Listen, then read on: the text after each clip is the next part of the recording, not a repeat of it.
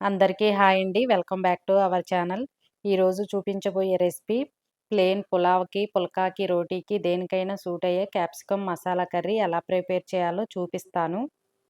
చాలా టేస్టీగా, సింపుల్‌గా ప్రిపేర్ చేసుకోవచ్చు. దానికోసం ముందుగా క్యాప్సికమ్ ఇలా పెద్ద పెద్ద పీసుల్లాగా కట్ చేసుకోవాలి.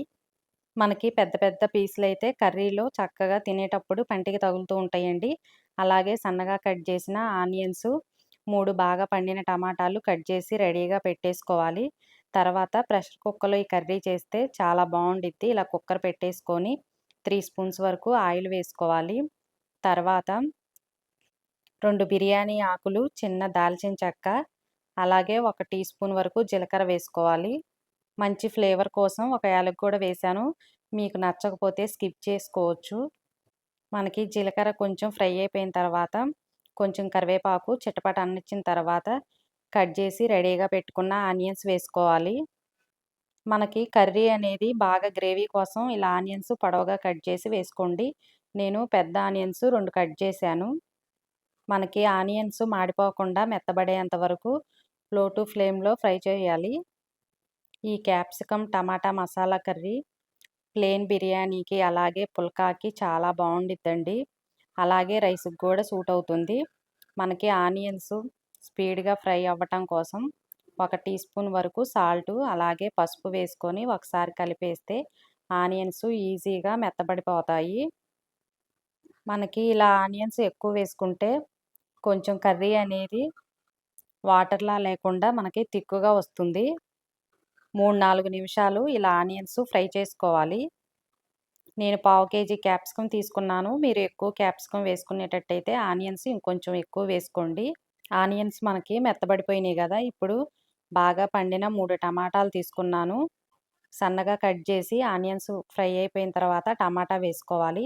మనకి బాగా పండిన టమాటాలైతే కర్రీ అనేది కొంచెం గ్రేవీగా వస్తుంది.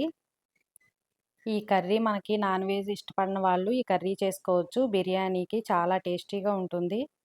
అలాగే జీరా రైస్ చేసుకున్న, బగారా రైస్‌కైనా దేనికైనా గూడా బావుండిద్ది.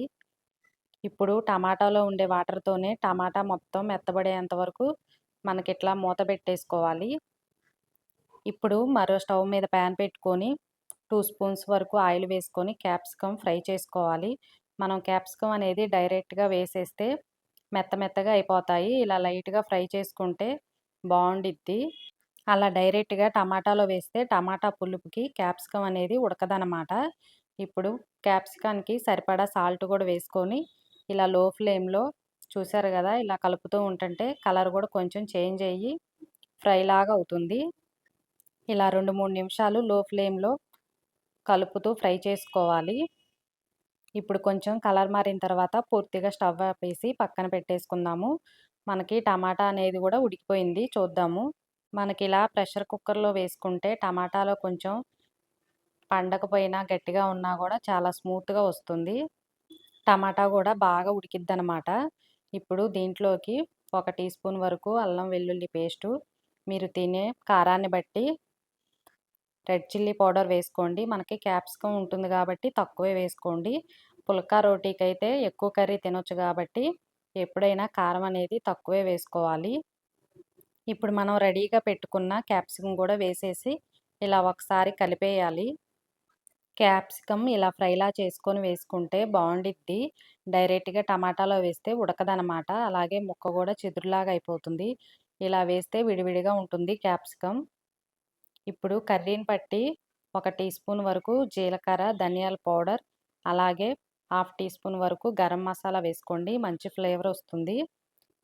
మనకి మసాలా పౌడర్ ఎక్కువేం అవసరం లేదు. అల్లం వెల్లుల్లి పేస్ట్ వేసాం గాబట్టి పావు టీ స్పూన్ వరకు సరిపోతుంది. ఇప్పుడు మనం వేసిన అల్లం వెల్లుల్లి పేస్టు, అలాగే గరం మసాలా కొంచెం క్యాప్సికాన్‌కి, టమాటానికి పట్టేంత వరకు ఇలా 2, 3 నిమిషాల వరకు ఫ్రై చేసుకోవాలి. తర్వాత గ్రేవీని బట్టి నేను చిన్న గ్లాస్ వాటర్ వేసుకున్నాను. మీకు ఎక్కువ గ్రేవీలా కావాలంటే ఇంకొంచెం వాటర్ వేసుకోవచ్చు. ఇప్పుడు వాటర్ వేసాం గదా! కర్రీకి సరిపడా సాల్ట్ కూడా వేసుకొని ఇలా ఒకసారి కలిపేసుకోవాలి. క్యాప్సికమ్ ఎప్పుడు ఫ్రైలా కాకుండా ఇలా ఎక్కువ ఉల్లిపాయలు, టమాటా వేసి చేయండి. మసాలా కర్రీలాగా చాలా బావుండిద్ది. ఇప్పుడు ఇలా మూత పెట్టేసుకొని లో ఫ్లేమ్‌లో 3 విజిల్స్ వస్తే సరిపోతుంది. విజిల్స్ వచ్చిన తర్వాత మనము చపాతీ గానీ, పుల్కా గానీ చేసుకొని రెడీగా పెట్టుకుంటే వేడివేడిగా తినేస్తే చాలా బావుండిద్ది. చపాతీకే కాదండి, రైస్‌కి గూడా చాలా సూట్ అవుతుంది ఈ కర్రీ. విజిల్ పోయిన తర్వాత కర్రీ చూద్దాము. చూసారు గదా! చాలా కలర్‌ఫుల్‌గా ఉంది. టేస్ట్ కూడా చాలా బావుండిద్దండి. అరోమా మాత్రం అదిరిపోతుంది. అంత బావుండిద్ది ఈ కర్రీ. నేను చాలా సార్లు చేశానండి ఇంట్లో. తప్పకుండా నేను చెప్పినట్టు ఈ స్టైల్‌లో ఒకసారి ట్రై చేయండి. తప్పకుండా నచ్చుతుంది. అలాగే రోటీకి, చపాతీకి మీకు అందుబాటులో ఉన్న రైస్‌కి దేనికైనా గూడా సూట్ అవుతుంది. ఈ వీడియో నచ్చితే లైక్ జేయండి. మన ఛానల్‌ని సబ్స్క్రైబ్